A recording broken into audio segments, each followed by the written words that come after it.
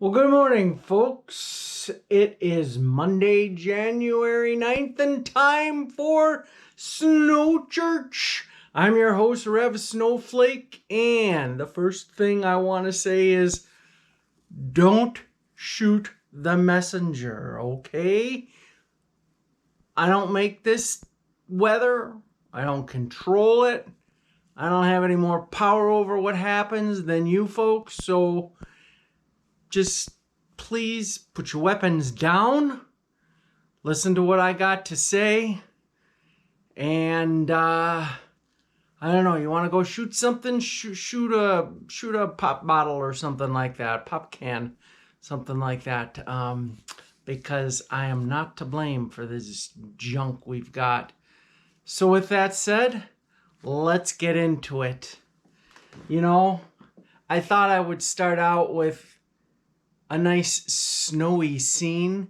This is basically live. I paused it because what this is the top of Grand Targhee Resort in Wyoming. It's actually on the other side of the Tetons, on the windward side.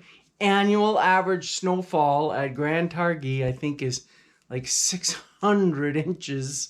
So they get a boatload of snow there. I paused it because the camera takes different views, and this is about the best view here, and it takes about 30 seconds, I think, for them to switch to the next view. So what I'll do is I'll just push the play button real quick and see. Well, you can see the chairlift's moving, and let's see if it moves at all. I'm not sure if it will or not, but at any rate, nobody skiing out there just yet. It's only 6:45, or no, 7:45 their time. So that would probably be why nobody is skiing. But what a magnificent view. Man, if I somehow come around to be able to have some decent physical exertion again, I would like to go there and do some skiing. Here is another view. See how it moves? This is the valley that Idaho Falls is in, and some of the other small towns where some of the people that work in Jackson actually commute from. I think I can't think of the pass. Is it Jackson Pass? Teton Pass, I think, is the next cut. This is a little further up. This is another river cut, but I think Teton Pass is a little bit further south. Anyway, let's get to the heart of the showgram. 3-day snowfall ending this morning, 7 a.m. Not a whole lot to write home about, unless you're back into the mountains here. This is where the Teton or Grand Targhee is, right up here. Colorado Rockies got some. Really, it was the Sierras in California and some of the Cascade Mountains that got the most snow over the weekend, and this is the pattern we're in. You know, interestingly enough, this is actually almost a textbook El Nino pattern that we've got going on right now, although we do not have El Nino conditions in the Pacific.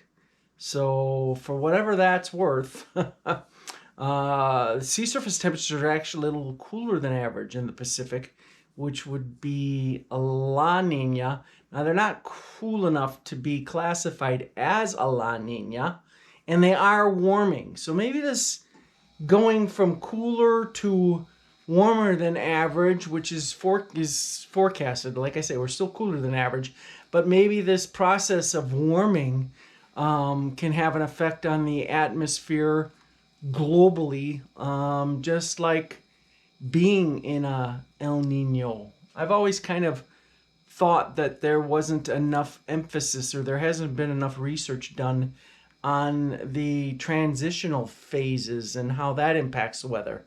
There's been a lot of work done on, what's the weather like, or what are the anomalies we can see with an El Nino and a La Nina, but not a whole lot of research has been done on what are the anomalies we see as we're making these transitions.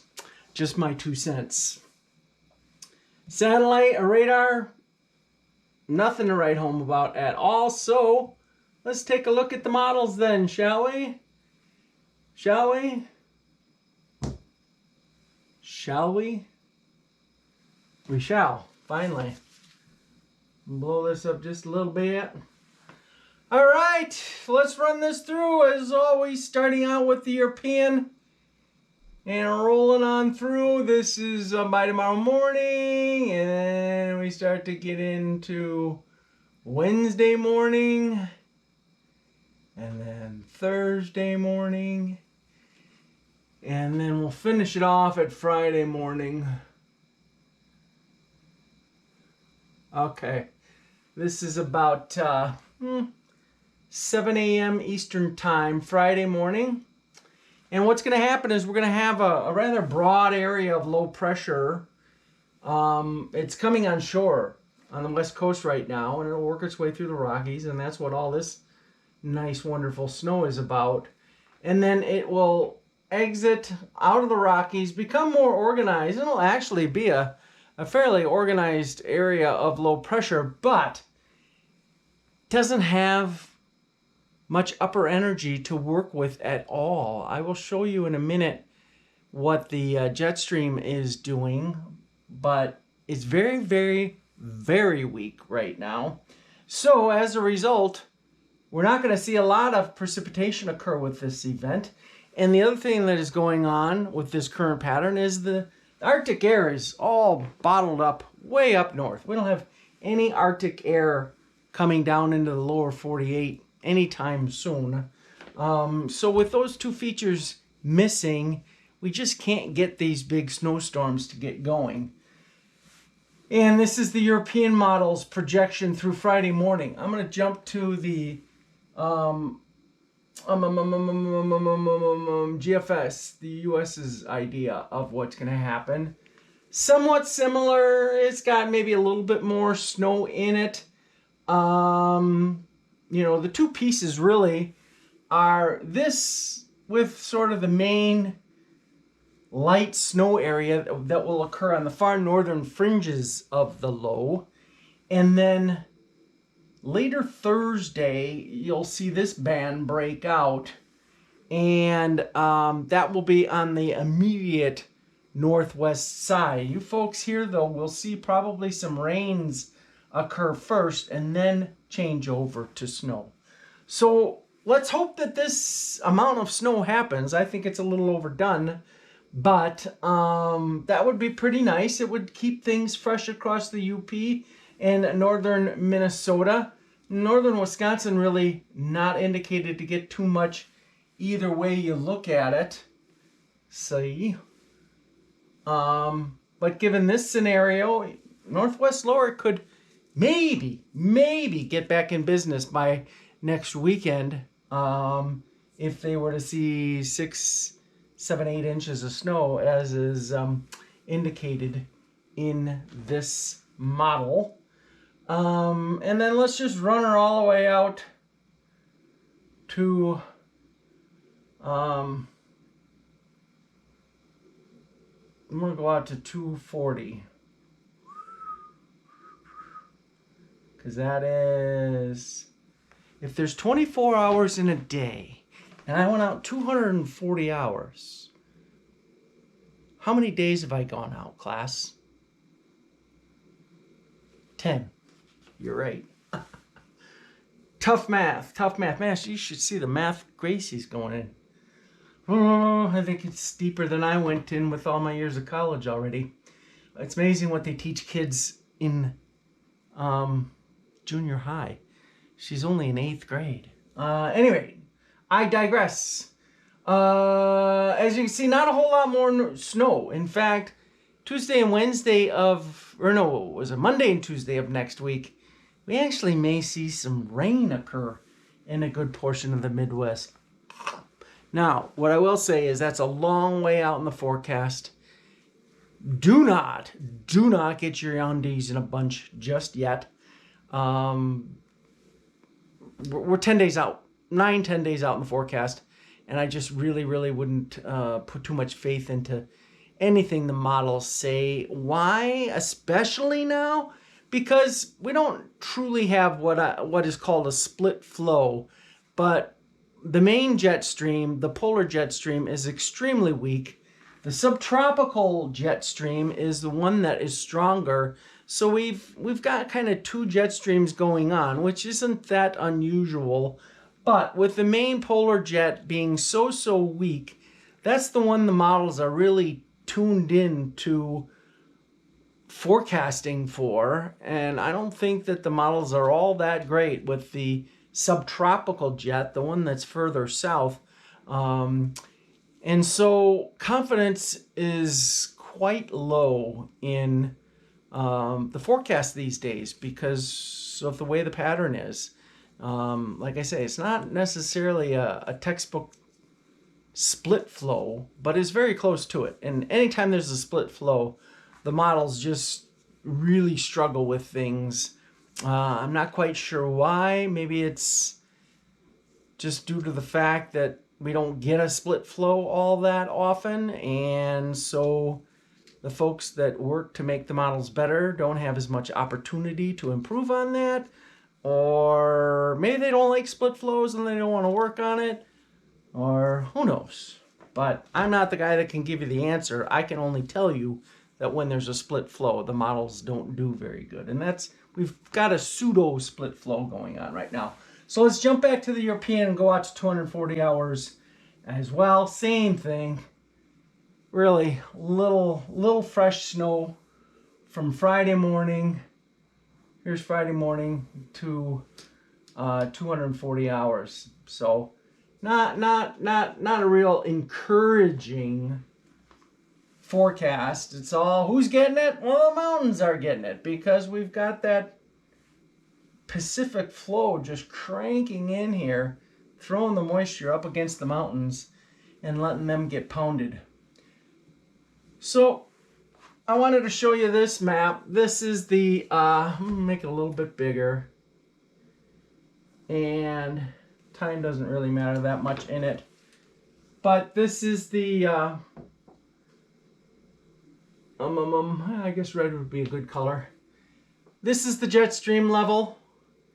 And I'll just kind of draw this in like this. South America, Central America, Mexico, the United States, and you get up to Alaska, Canada,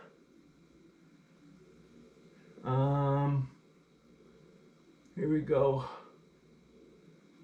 Florida, East Coast. Okay, so hopefully you can see that line. Rest of South America. Gives you an idea of what we're looking at here. Russia, those jackasses, actually I don't blame the people of Russia for what's going on. But oops, I forgot the Kamchatka Peninsula. It's an important thing when it comes to our weather. Anyway, look at this. Look at this screaming jet stream across the Pacific. Now the Pacific Ocean is a place where the jet stream does get stronger, typically. But look at how weak it is in this area. And it'll fluctuate here across the United States. I guess I should really finish off the United States here. There's a bad United States. All right, now let's just animate this. I don't want to get rid of it. How do I just... Okay, there we go. No. Oh. Alright. I guess to animate it, I gotta get rid of it. But see how we just don't have... Now there, it's kind of strong there, but still, look at this weakness in here. All the energy's out here. Look at that. Look at how weak. This is actually that storm for Monday, Tuesday of next week. This little jet streak right here. But even that's pretty weak. And this is where all the strength is in the jet stream right now. Forget the southern hemisphere. That doesn't mix with ours. And actually what's interesting is how weak the jet stream is, not just over the United States, but over Europe. The Atlantic. It's just, this is, for whatever reason, it's cranking out in the Pacific, but weak everywhere else. And it kind of remains that way. There's a little bit of strength right there in the U.S. A little bit of a dip. But we just don't have anything up. A lot of times up here, you know, when we get that polar vortex and it gets super, super cold, you have some very strong winds coming in, cross-polar flow, North Pole through Canada down into the United States. Nothing. This building ridge in Alaska could mean the end of January we start to see some colder air. It's not a real strong looking ridge, but it is some ridging. So we'll see what this does to our weather if this comes true by the end of January. My guess is that this super strong jet streak right here, over 200 mile an hour winds, will probably just undercut this omega block almost and not allow this ridge to keep building, which is what we want to see. Alaska gets warm, the Midwest gets cold. Very, very nice connection. All right, then this map is the temperature anomalies at the surface. And the reason why I brought this up is I want to show you where in the heck is all the cold air? Who's got it? It's got to be somewhere.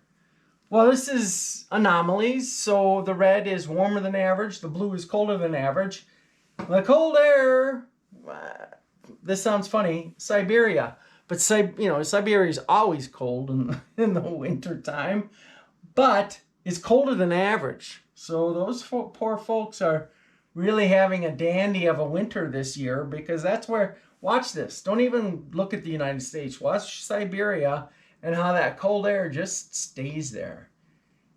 One lobe moves out and another one comes in, tries to come in. Actually, I forgot, that's what I wanted to show you, is how also, as we get towards the end of the period, the cold air in Siberia is shoved east and weakened, and we do get that warm air here in Alaska.